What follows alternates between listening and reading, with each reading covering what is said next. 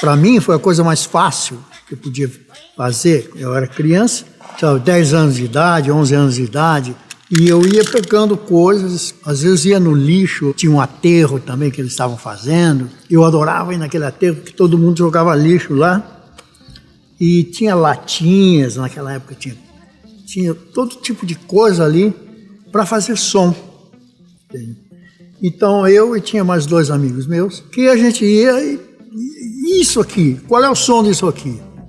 A gente tinha esse joguinho aí, é o reconhecimento do som de uma coisa que não é nem instrumento, é uma coisa que existe, tudo é natureza, tudo vem da natureza e no fim não é um instrumento, é um instrumento porque é uma coisa que a gente pega e toca.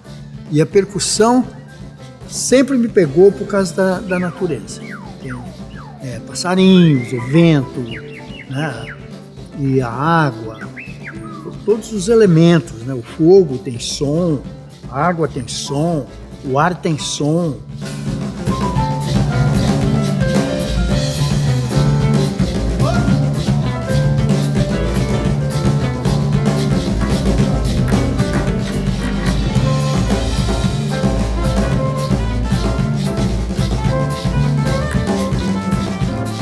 Primeira coisa que eu quero perguntar sobre esse repertório é de um disco lançado em 2018. Aqui no repertório a gente tem 6 temas, são todos do disco? Nós vamos tocar algumas músicas do disco. A própria Aluê, que dá nome ao disco. A Misturada, que a gente regravou também nesse disco, é um clássico do Quarteto Novo, que o Airto gravou várias vezes ao longo da carreira dele. E a gente também vai tocar I'm Fine, How Are You, que também é de um disco dele dos anos 70, que nós regravamos para o Aluê.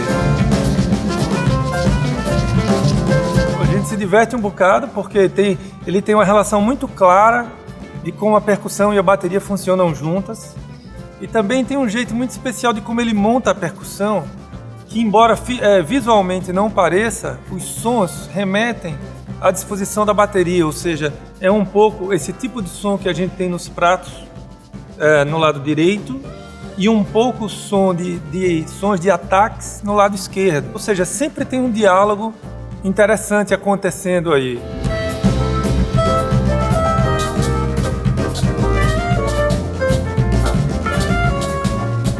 Airto, vamos falar um pouco sobre o seu estilo de tocar, como é que isso nasceu? Vamos dizer, sempre gostei muito de música. Eu me lembro quando eu era criança, eu nasci em Santa Catarina, em Itaiópolis, é uma cidadezinha assim pequena, mas com 2 ou 3 anos de idade, nós mudamos para Ponta Grossa, no Paraná. Naquela época não existia televisão e tinha um rádiozinho que meu pai tinha, que era ligado numa bateria de carro, aliás. E aí eu ouvia todo tipo de música. E aquilo foi desenvolvendo na minha cabeça. Eu já sabia muita coisa e nem sabia o que era, mas aquilo me pegava. E aí mudamos para Curitiba. Mas eu já tocava, com 14 anos de idade, profissionalmente em Ponta Grossa.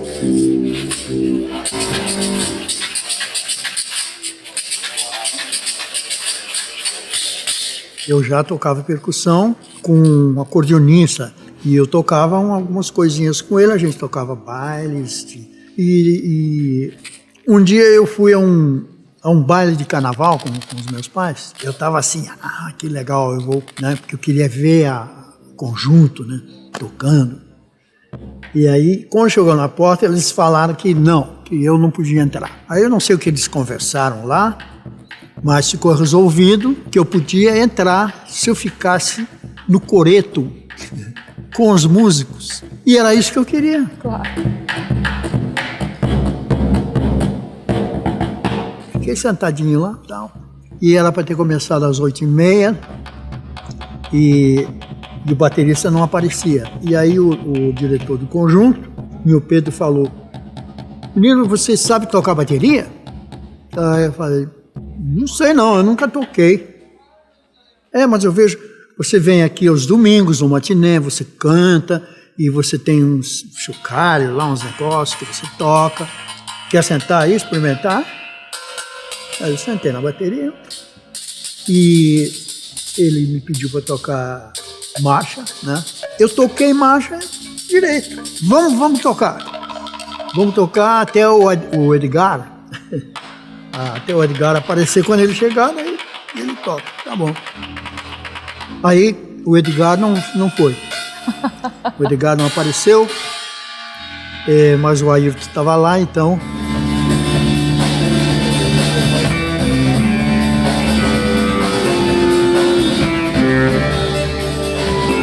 E foi isso, aí terminou, aí ele me deu um rolo de dinheiro assim, então naquele momento passei a ser um baterista profissional, porque quem toca e ganha é profissional.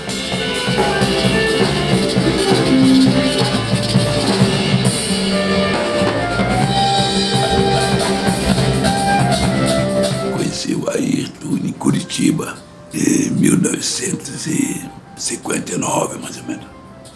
Aí tinha 16 anos de idade. Eu era militar da aeronáutica e tocava na banda e fazia uns bailes. E num dia, um domingo assim, eu tô vendo uma cara, um garotão, aquela cara assim, olhando lá. Aí o Ayrton, que eu não conhecia, era Guimorvan, o nome dele. Eu sou o Guimorvan, não sei o quê. Eu queria cantar uma música com vocês, um bolero. Eu falei, bolero? Não vai dar, bolero não vai dar. Acabou não cantando. Eu levei ele pro bar, eu tomo agora Guaraná, eu tomo minha cerveja com meu conhaque aqui e vamos conversar, né? Eu toco percussão. Eu falei, porra, percussão, por que você não passa da percussão para bateria? Toca a bateria e canta junto.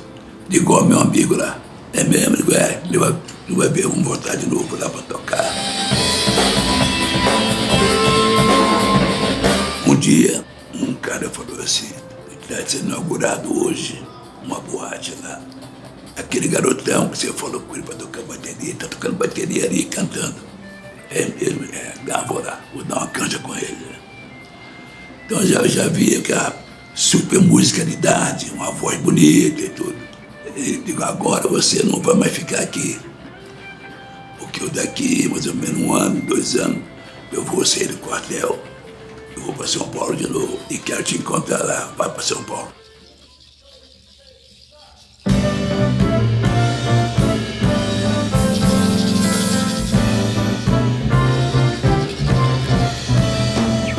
Em 64, meu primo, Paulo Cotrim, abriu uma boate que se transformou com o Templo da Bossa Nova, o João Sebastião Bar. Aí me ligou, Kleber, pô, você tem algum grupo?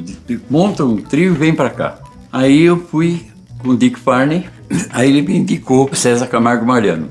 Aí saí na noite para achar um baterista. Lá em São Paulo tinha um local que tinha umas 10 boates. E numa dessas veio do Paraná, Ayrton Guimorvan Moreira.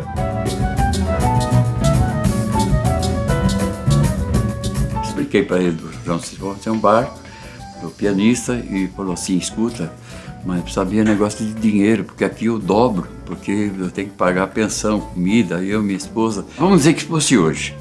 Quanto que você ganha por noite para dobrar? R$150. 400 tá bom para você fazer 2 entradas? Hein? Aí foi montado o São Balanço Trio com o São Ayrton Moreira e o César Camargo Mariano.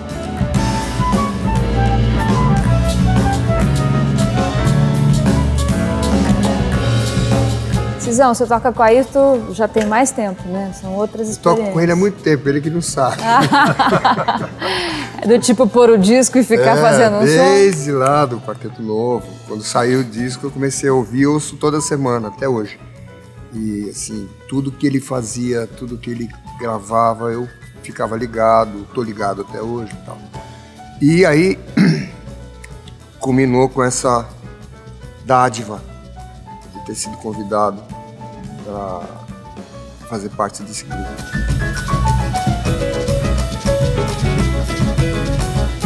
Conta pra mim como é que é isso de arregimentar, quando é que começou isso e como é que você começou a buscar músicos como você busca os seus instrumentos.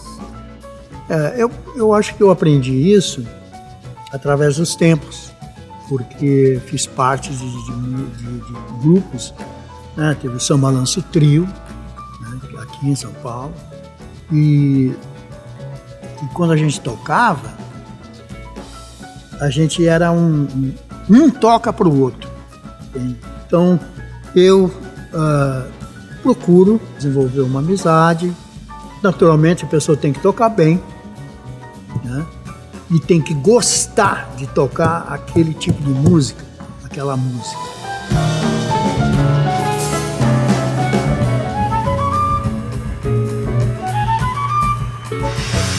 Primeiro São Balanço Trio foi esse aqui. Esse foi o primeiro. Eu tô aqui, o Ayrton e o César. Isso foi em 64. 65. São Balanço Trio 2. Em 65, fomos para o Rio de Janeiro. Trabalhamos na boate Zum Zum no Rio, lá na Barata Ribeiro. Nisso, quando terminou a temporada, eu e o Ayrton voltamos para São Paulo. O César ficou. Nós não tínhamos mais pianista. Estava eu e ele. E um dia ele disse: Kleber, eu vou te levar num lugar chamado Stardust. Ele me levou para conhecer um pianista, que aliás nem era pianista, ele tocava com órgão, era o Hermeto Pascoal. Aí nós convidamos o Hermeto Pascoal para formar um trio conosco e montamos o Sambrasa Trio. Foi esse aqui, ó. Esse foi o que nós gravamos. Chegou uma hora que eu também saí do trio porque eu fui viajar. E o Ayrton e o Hermeto montaram o Quarteto Novo. O Theo tocava contrabaixo, o Heraldo guitarra, o Hermeto piano e ele toda a parte de percussão. Para mim, foi quando o Ayrton descobriu que além de ser bom baterista, ele sempre foi um excelente percussionista.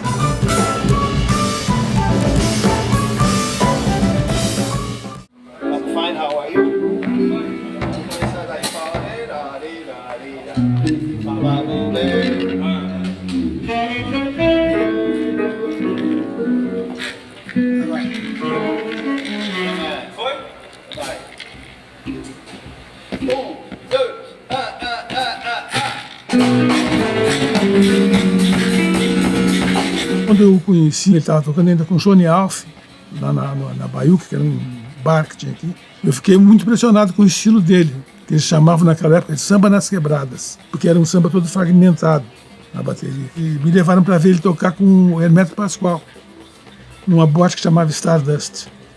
E ele tocava a Flora e o Zé Bicão no contrabaixo. Quando eu vi o Hermeto, eu fiquei impressionadíssimo com o Hermeto. Falei, pô, tem que tocar com esse cara.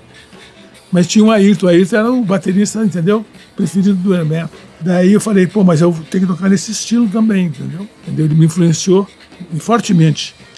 E depois com o Quarteto Novo, como eu tinha assimilado um pouco o estilo dele, foi fácil de eu entrar para o Quarteto Novo, porque quase ninguém tinha pego o estilo do Ayrton, porque era complexo o modo como ele tocava.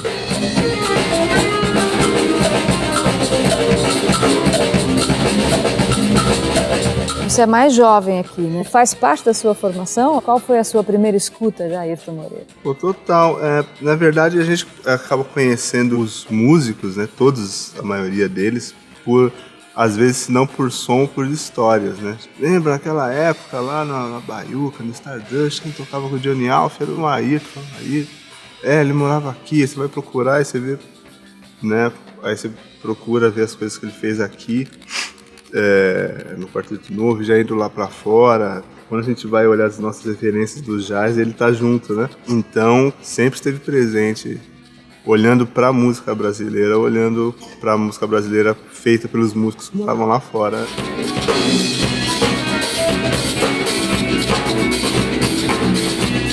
Em São Paulo, para mim tudo foi bom. Mas aí de São Paulo eu fui embora. Aí eu desenvolvi uma outra coisa nos Estados Unidos, porque a música lá nos Estados Unidos não é música brasileira, é jazz.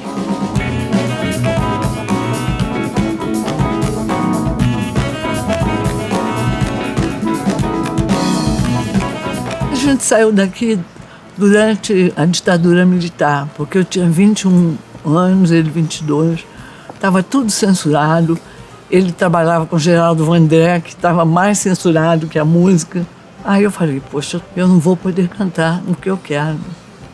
Aí peguei aquela passagem famosa e fui para lá. Passou um mês, ele ficou sofrendo porque eu não estava mais aqui. Aí ele foi até um ensaio do Chico Buarque, que estava ensaiando Roda Viva. E sentou lá e ficou esperando. Aí, quando deu uma paradinha, ele falou, Chico, posso falar com você? Olha, é o seguinte, a Flora foi para os Estados Unidos e eu não tenho condições de ir. Aí o Chico foi até a casa dele, pegou $1.000, deu para o Ayrton. Olha aqui, para você ir para os Estados Unidos. Aí o Ayrton falou, eu não vou poder te pagar nunca. O Ayrton começou a chorar. Aí o Chico falou, não chora não, da onde veio esse tem mais.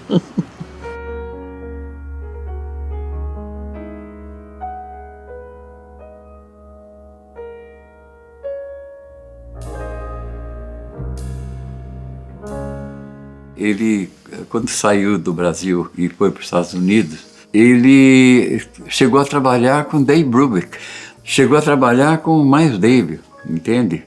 Aliás, ele trabalhou com todo mundo, né?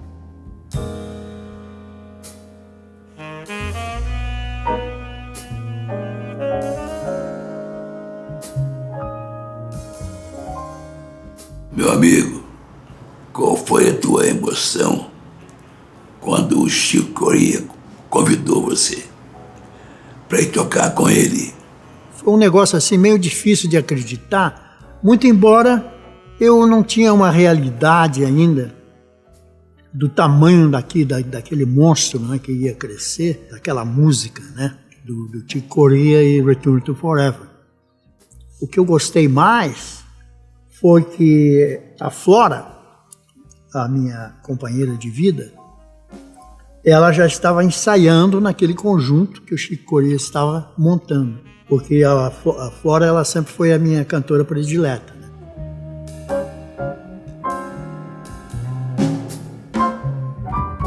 Foi um dos primeiros grupos de fusão, junto com o Weather Report e o Mahavishnu Orchestra. E ele trouxe um baixista de 17 anos que tinha não tinha nem acabado o high school.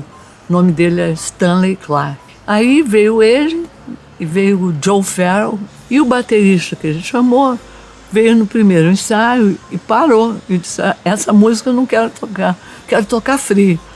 Aí ele me pediu se eu podia falar com o Ayrton para ficar lá tocando até ele encontrar um baterista. Porque o Ayrton, até então, era percussionista do Miles Davis lá. O Chick pediu para mim sentar na bateria e mostrar uns ritmos para o Horace Arnold, era o nome do batera.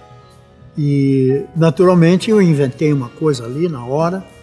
Então, aí, o Chick me perguntou se eu queria tocar com a banda, porque o Horace não ia ficar mais. Aí, naturalmente, eu falei que sim.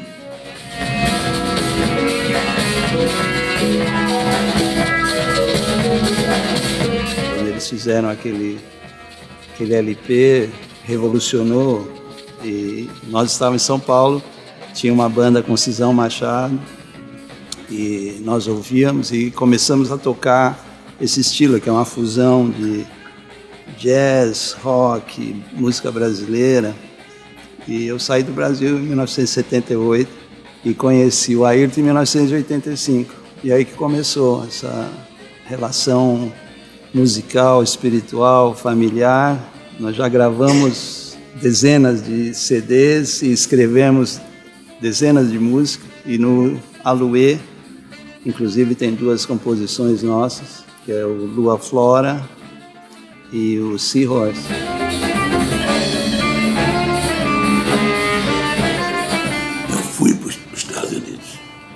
encontrei com o Ayrton lá, com a Flora, onde tinha organizado um grupo para fazer, que tocar um pouco. Ela já saiu do Chico Corea, a carreira do Ayrton já mudou todo o panorama, né? Junto com a Flora. O Ayrton, por exemplo, produziu 2 ou 3 discos, 4 discos da Flora, pela Milestone. E aí eu falei, Ayrton, pega esse barco e vamos produzir junto um negócio para mim. E você fica sendo produtor. É uma boa ideia. E começamos a organizar o repertório. Fizemos uma gravação, primeira gravação minha nos Estados Unidos, que tem o nome de Colors. Olha a caminhada, Curitiba, São Francisco. Estamos juntos de novo, né? Estou muito feliz dele ter voltado para cá.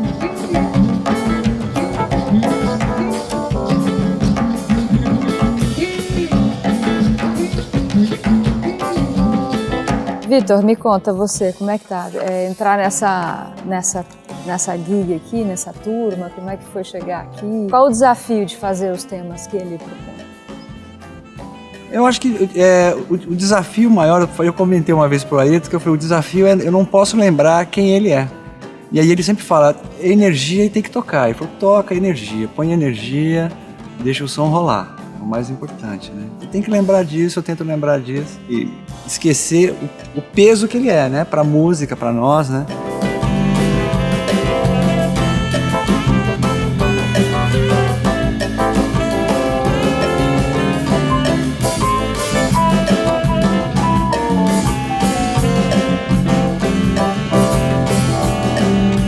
O estilo dele sempre foi original, ele nunca tocou igual a outro baterista. Tudo que ele fazia era uma coisa que ele criava aquilo. Era uma coisa, entendeu? Não era um estudo como comprar um livro da americana e tirar as coisas dos Estados Unidos, fazer o estilo americano, tudo. Ele tinha uma coisa toda brasileira para começar assim. Então eu sempre achei ele um cara muito diferente dos outros. Foi isso que me atraiu na concepção que ele desenvolveu na bateria. Foi o fato dele inventar umas coisas que ninguém sabia, ninguém fazia, entendeu? Eu gosto desse tipo de estilo, assim, e de concepção também.